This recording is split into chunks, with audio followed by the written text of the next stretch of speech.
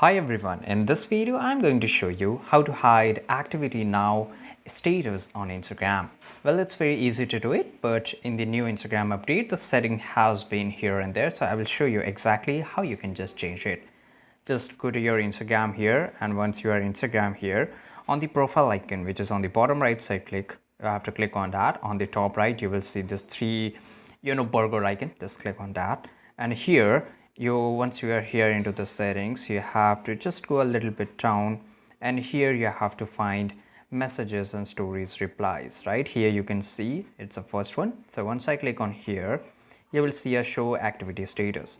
Click on it, and here it is turned on, so I can just see that which one of my friend or which of my followers and following are online, right? So I will able to see a green icon. But if I turn this off, you can see that I won't be able to see that who is online. On the same way, nobody will know that when I came online on Instagram and when I went offline. So this is a dual side benefit. So here you can see that if I just go to my here, you can see that I can see this green icon because these people are online and my status activity status is turned on. If I turn this off, then I will not able to see it. So you can just turn this off in which I show you. I hope you found this video very useful. If you did, subscribe.